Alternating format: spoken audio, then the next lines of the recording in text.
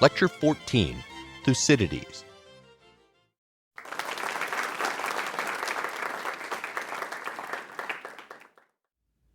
Welcome back to Lecture 14, in which we will continue our discussion of 5th century historiography by looking at the work of Herodotus' successor, Thucydides.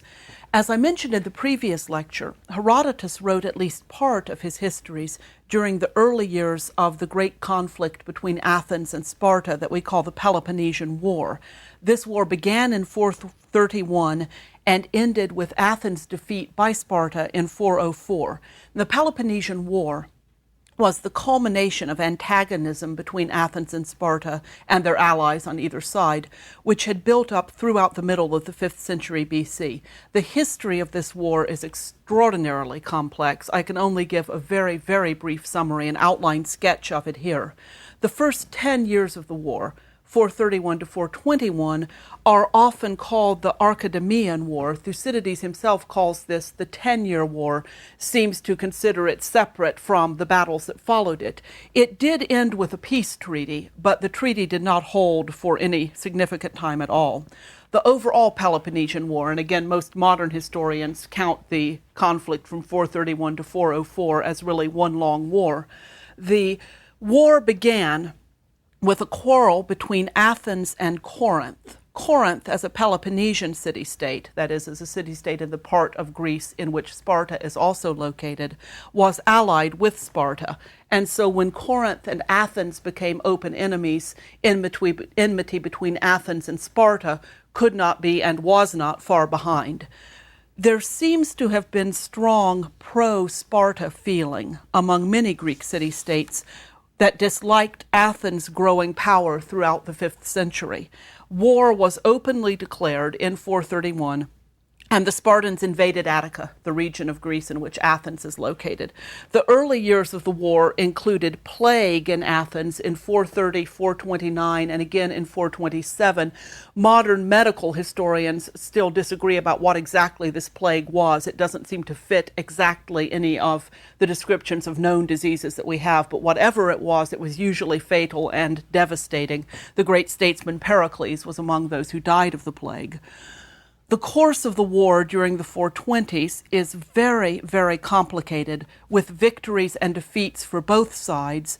The peace treaty that I mentioned that was signed in 421 was supposed to be for 50 years. It barely held at all, and conflict was open again within a very few years. In 415, the Athenians undertook a disastrous expedition against Sicily. This ended in 413 with the destruction of the Athenians' naval fleet and the capture of their troops. In 411, a revolutionary oligarchic council of 400 took over the government of Athens. Democracy was restored in 410. The war itself finally ended in 404 when the Spartans defeated the Athenians. And under the terms of the peace treaty imposed on Athens by Sparta, a group of 30 men, generally referred to as the 30 tyrants, were chosen to govern Athens. They instituted a reign of terror. Some 1,500 citizens were executed and many others went into exile. Democracy was restored in 403. And thus, the years from 415 to 403 in particular were extremely chaotic ones for Athens, were very, very disruptive in all sorts of ways. And we'll come back to that point in the next couple of lectures when we talk about Aristophanes and about Plato. Now, this was the war which Thucydides, the second great historian, took as his subject matter. His history of the Peloponnesian War is our main source of information about the events of this war. Unfortunately, Thucydides' work is incomplete. It breaks off in the middle of a sentence in the midst of his description of the winter of 411. So we don't know if he died while writing that sentence, if something intervened and he was called away and never got back to it. But at any rate, the work breaks off in the middle of a sentence in the winter of 411. Most of our information about Thucydides himself comes directly from the histories. He was an Athenian. he served as a general in 424. We know that generals had to be at least 30 years old at the time of their service, and so this lets us set Thucydides' birth date at no later than 454, probably a few years before that. He probably was a little bit older than the necessary 30 years when he served as a general. He caught the plague himself at some point between 430 and 427, and survived it. So his account of its symptoms is based not just on observation, but on personal experience, and it's a pretty horrific account indeed. We know that he lived at least until the end of the Peloponnesian War. His account breaks off in the year 411, but obviously he couldn't quite keep up with writing his description on a day-to-day basis. We know that he lived at least until the end of the war because he says in the text that the war lasted 27 years, so he knows how long it took. He was exiled from Athens from 424 until 404, and so most of his writing must therefore have been done during his exile, which makes us wonder how exactly he gathered the accurate information that he tells us he had. We don't know exactly when he died. The usual estimate is probably around 400. Now, as I mentioned in the previous lecture, Herodotus' presentation of the Persian Wars, the wars that had happened near the beginning of the 5th century BC, was undoubtedly colored in part by this same conflict between Athens and Sparta. But Thucydides chose to write about the Peloponnesian War itself, to take not events of a couple of generations back, but events of right now as his main topic, his main subject matter. His focus on the very, very recent past, on contemporaneous events, means that he excludes many of the fantastic, legendary, and seemingly irrelevant details that permeate Herodotus' work. And this makes many scholars see Thucydides, rather than Herodotus, as the true father of history, as the first genuine historian that we have. Herodotus lays the groundwork, Thucydides develops the genre, according to many scholars' estimation. In his own presentation of his method, in his introductory chapters, Thucydides says that he's not aiming to please the ear of his listeners. He's not trying to write a fancy, nice-to-listen-to story, but rather he's trying to report the course of events as accurately as possible. This is often seen as a direct setting in contrast of his work with Herodotus's. But Thucydides, nevertheless, owes a great deal to the example of Herodotus. The difference between the two historians is really more in manner of presentation and method of approach than in exclusion or inclusion of material. In fact, Herodotus had set the course of later historiography in two primary ways. First, he recorded the events of the recent human past in detail. He did not just look at the remote legendary past as Homer had done. He recorded the events of the recent human past in detail, and he paid attention to motivations and causes rather than just listing events. That's one primary grounding point of historiography. And also, Herodotus saw war as the most important of recent human events. Thucydides refined these aspects of Herodotus' historiography, but he did not set off in an entirely new direction.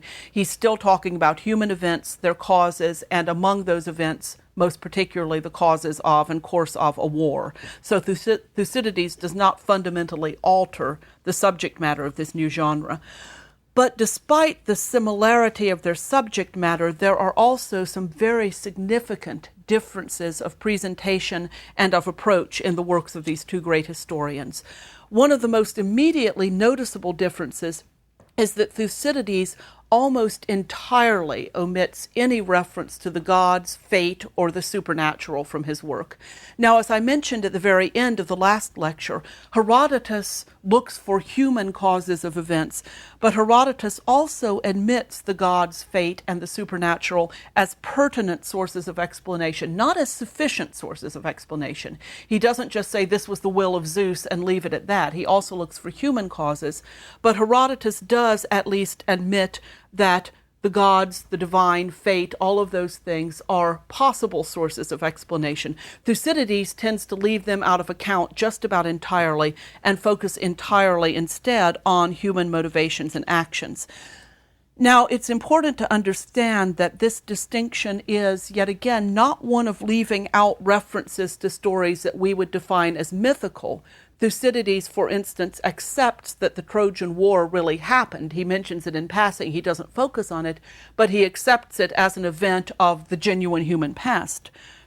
But while Herodotus will cite divine motivations as well as human ones, even for events in the very recent past, Thucydides gives only human rational motivations for occurrences even in the remote past.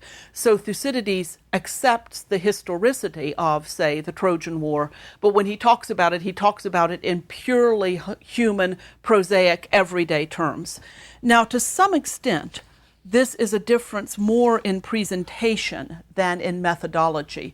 Thucydides, just like Herodotus, relies on oral report, on the oral tradition, to a very great extent.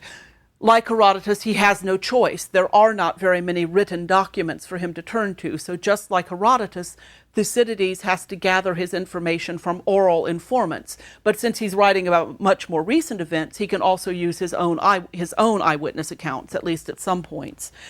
Both historians also rely heavily on their own sense of what is probable or what is important in their choice of which version of events to foreground. But Thucydides presents his work as a straightforward, objective reporting of facts, and his presentation is very compelling, very persuasive. It's very easy to believe that he really is a purely objective reporter just because he tells us so persuasively that he is. Now, another key difference lies in the two historians' stated motivations for writing. Each one wants to delineate the causes and the course of the war that he's taken as his main subject matter, the Persian War for Herodotus, the Peloponnesian War for Thucydides. But beyond that, beyond explaining the course of events and the causes of those events, Herodotus, as you'll remember from the last lecture, wants to memorialize the past, to keep the memory of great human achievements from becoming faded through the passage of time, while Thucydides suggests that his main motivation is so that the horrors of the present can provide insight into future events. He says, and I'm quoting here, "It will be enough for me if these words of mine are judged useful by those who want to understand clearly the events which happened in the past and which, human nature being what it is, will at some time or other and in much the same ways be repeated in the future. My work is not a piece of writing designed to meet the taste of an immediate public, but was done to last forever." In Greek, he says it's a ktema eis ie, a possession forever. Now, it's very interesting to me that Thucydides does not here say, I'm writing to warn future people what happened to us so that they can avoid those things happening to them. He says he's giving them information. Human nature being what it is, these same events will at some time or other and in much the same ways be repeated in the future. So it's not a matter of saying, if you'll listen to me, you can avoid these catastrophes. It's more a matter of saying these same catastrophes are going to happen again. Here's how we dealt with them. Maybe that will help you figure your way through them. Thucydides says that he hopes his history will be useful or profitable to future people. He doesn't really elaborate on what he means by that and what way it may be useful or profitable. But again, the difference in his focus and in Herodotus's is Herodotus wants to memorialize the past. Thucydides is speaking more in terms of giving information to the future. But probably the most important essential difference, again, between the two is that while Herodotus took the whole topic of East-West conflict from the earliest traceable accounts of it down to his own day as his subject, Thucydides set the focus of history on the very recent past or even on the present. That is, I think, the most crucial difference between the two writers. In effect, one could say that Thucydides isn't writing history at all. He's writing current events. He's writing an account of what happens in his own day. He tells us at the beginning of his work that he decided to write the history of the Peloponnesian War almost as soon as the war began, that he could tell that this was going to be an extraordinarily important war, and he took as his task a chronicling of the events of that war almost as soon as it started. He didn't manage to keep absolutely abreast of events in his writing. How could he? But he didn't lag more than a very few years behind. As I say, we don't know exactly when he stopped writing. We know that he lived at least to the end of the war because he knew it lasted for 27 years. His work breaks off in 411, so there's a gap of at least 7 years there, maybe a little bit longer. By limiting the scope of his work to the Peloponnesian War, and more importantly to events directly bearing on it, Thucydides does leave out many, many topics that Herodotus considered worth including. We don't find in Thucydides descriptions of the rise of Egypt or of Scythia or that sort of ethnographical, as it's often referred to, writing that we get in Herodotus, for instance. And in this regard in particular, Thucydides' influence on later historiography, both later Greek historiography and historiography in Western culture in general, was profound and I think clearly outweighed Herodotus' influence. If you think of how modern historians write, very few of them are going to write a history that traces the causes of events all the way back to the mists of remote antiquity and carries it up on into our own day. We tend to focus more tightly on discrete events and the causes of those events. Most later Greek historians writing after Thucydides were mainly interested in the events of their own time, not of the remote past, and among these events, war and the political circumstances that led up to war were given definite pride of place, so that history almost became writing about war. And among other things, just to note in passing, one consequence of this is that in the Western historiographical tradition, the focus of history has been set, really until the modern age, almost entirely on men and on masculine fields of endeavor. Women were excluded from politics and war, therefore women's doings did not figure in the writing of history.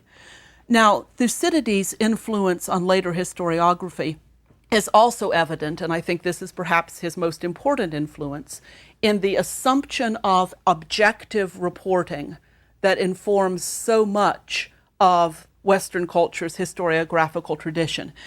In fact, throughout most of the last 2,500 years, historians have modeled their works on Thucydides' claim of factual reporting. Now, modern theoreticians of history very strongly question the possibility of objectivity and the possibility of purely disinterested reporting. In fact, I think most modern theoreticians of history would say there cannot be any such thing. No one can be an objective reporter. No one can give just the facts without any bias. We all start from a viewpoint. We all start from a bias. And no matter how hard we try to be objective and to just list facts, we can't do that. The very writing of our view of those facts is in itself interpretation. So modern historiographical theory questions very much any claim of true objectivity, but I think that most readers of history would probably still agree that yes, with those caveats, with the recognition that no one can be a truly objective reporter, I think most readers of history would still agree that the historian's task is to try for that, to try to report as objectively as possible what actually happened, as objectively and accurately as possible.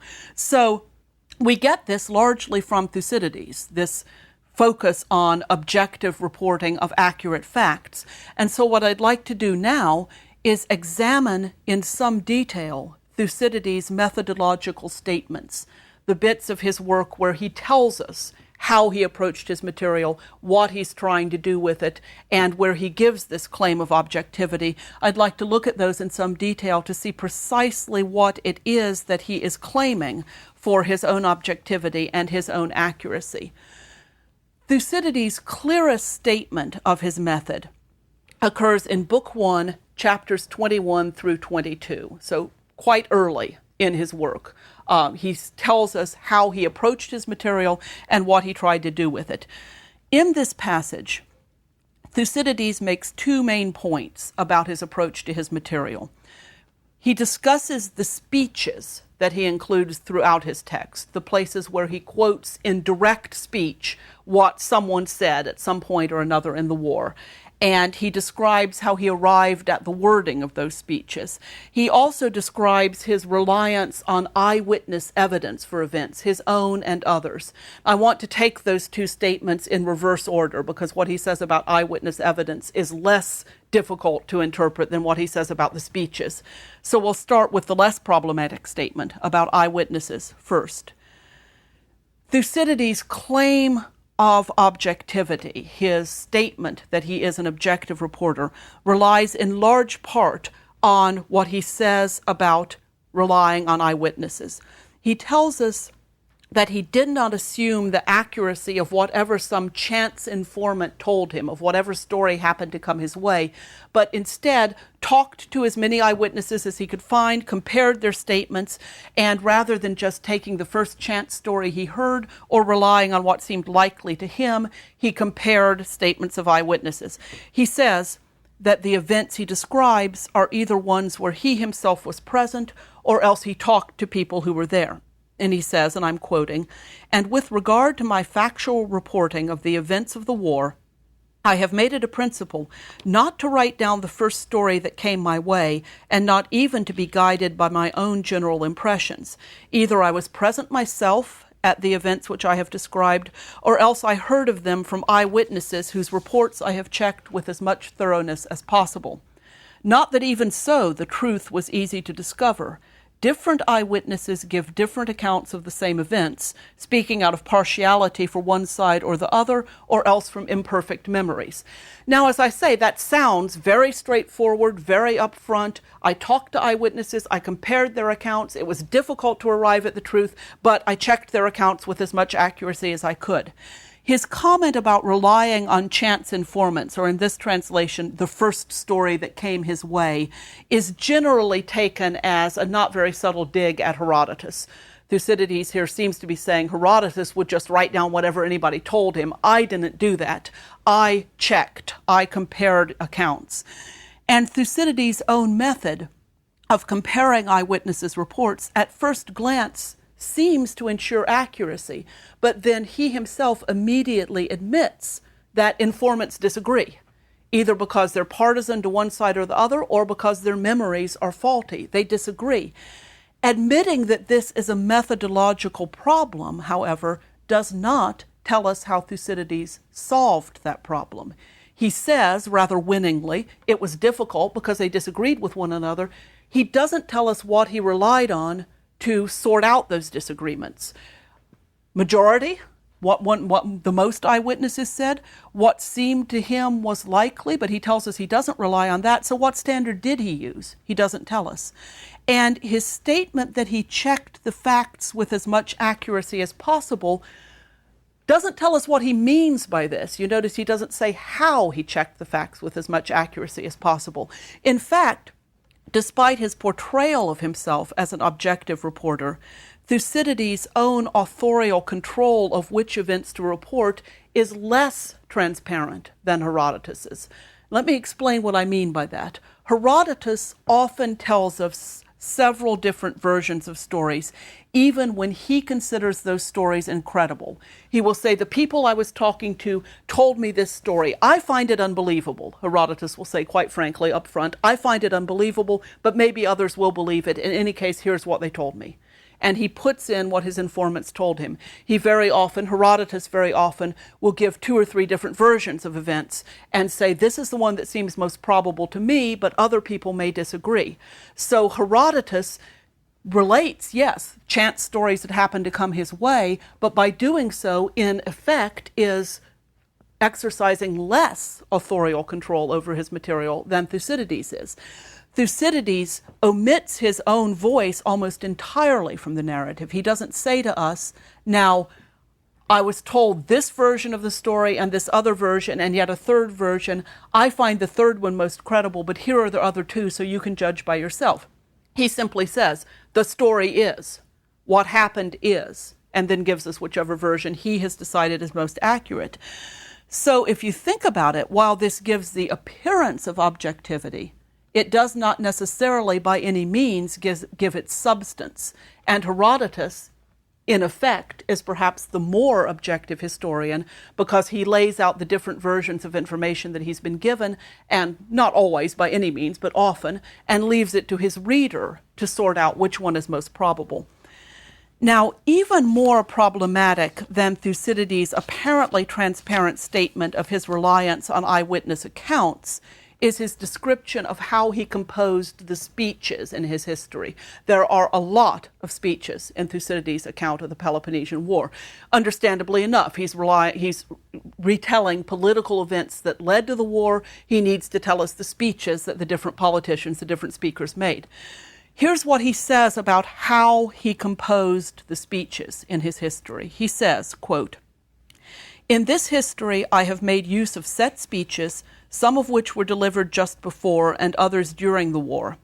I have found it difficult to remember the precise words used in the speeches, which I listened to myself, and my various informants have experienced the same difficulty," which shouldn't surprise any of us. If you're trying to remember the exact wording of a speech that someone gave 20 years ago, how well are you going to do it? So he says it's difficult to remember the exact wording.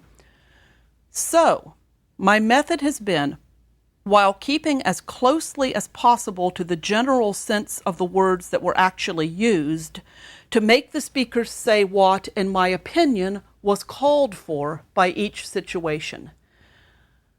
Precisely what Thucydides means in this sentence continues to be fiercely and hotly debated between scholars. The more you read it, the more opaque it becomes. There are several problems in his terminology, for one thing. He says that it was difficult both for him and for his informants to remember with precision or exactness. The Greek word is akribeia, precision, to remember the exact wording of what the speech is given on any occasion. And so, he continues, he has written the speeches so that the speakers say what in his opinion was appropriate or necessary on each occasion. The Greek here is ta deonta, the necessary or proper things. But he continues in the very next clause that he held as closely as possible to tes xumpases gnomes ton alethos lekthenton, the overall sense of the things that were really said. Now, as has frequently been noted, the two halves of this sentence contradict one another. The great scholar and historian M.I. Finley sums the problem up well. He says, quote, "There is no way to get round the incompatibility of the two parts of that statement. If all speakers said what, in Thucydides' opinion, the situation called for, the remark becomes meaningless. But if they did not always say what was called for, then, insofar as Thucydides attributed such sentiments to them, he could not have been keeping as closely as possible to the general sense of the words used. It is also worth remembering that he never claimed to make generals, for example, conduct themselves in a manner called for by each situation as distinct from what they actually did." Close quote. The more one looks at this sentence, the harder it becomes to figure out precisely what Thucydides is claiming for these speeches. And believe me, a very great deal of scholarly ink has flowed over this problem. In fact, I myself wrote a PhD qualifying exam essay on this sentence in Thucydides. We aren't going to solve it here. But whatever Thucydides means to claim for his method of writing the speeches, there are two noteworthy points about the speeches themselves. First of all, they're all in Thucydides' own voice. He doesn't attempt at all to vary his style or characterization from one speaker to another, and this is true even when Thucydides includes speeches by some of the most famous speakers of his day. For instance, he is our source for the great funeral oration which Pericles gave in the first year of the war for the dead of Athens. Now, many of Thucydides' readers would surely have remembered that speech, but Thucydides doesn't seem, as far as we can tell, to try to mimic Pericles' own style. He may use a very few phrases when he says that Athens is the schoolhouse for the rest of Greece, for instance. That may be a phrase that Pericles actually used, but for the most part, Thucydides' Pericles is indistinguishable in style from any other speaker in his work, and they all sound like Thucydides. Now think for a moment just how peculiar that is. Suppose a modern writer of history were to include in direct quotation speeches by, let's say, Robert Kennedy, Martin Luther King, Ronald Reagan, and Rudolph Giuliani, and they all sound exactly alike. Anyone who had been around and had heard those different speakers would know something was wrong with that. But that's what Thucydides does. Second, the speeches are very, very frequent indeed in the history. So Thucydides' methodology in these speeches is a large part of his overall methodology. Some of the most important parts of the history, some of the most important factual narrative, is presented as speeches or even as debates. For instance, the Mytilene debate in Book 3 of Thucydides' history presents arguments for and against executing and enslaving the entire population of Mytilene, which had rebelled against the Athenians. This discussion is cast as a debate between Cleon arguing for severe punishment and Diodotus arguing against it. Now, this very likely does reflect a genuine debate in Athens in 427, and one at which Thucydides may well have been present. So far, so good. But a very similar debate occurs in Book 5 in the so-called Melian dialogue, where the discussion is over whether or not the people of Melos should submit to Athenian rule. There it's cast as a debate not between two speakers. Rather, Thucydides puts in his text, the Athenians said, the Melians said. And it's very much the same form of debate as the one between Cleon and Diodotus in 427, but how can whole peoples debate with one another in direct speech? So the problem of accuracy in such a setting is formidable indeed. And the way we should read the speeches in Thucydides' history should give us some pause in our overall judgment of his presentation of himself as an objective reporter. To sum up, Thucydides' claim to be an accurate and objective reporter of the facts that actually happened and the words that either were said or should have been said becomes a bit more troubling the more we look at it. The more we look at his claims of accuracy, the more questions arise. And in fact, Thucydides' greatest triumph may well be in his convincing dramatic and literary portrayal of himself, the historian, as an objective recorder of facts. So in this lecture, we have looked very briefly at the second great Greek historian, Thucydides. In the next lecture, we will return to Athenian drama and talk about the comic playwright Aristophanes.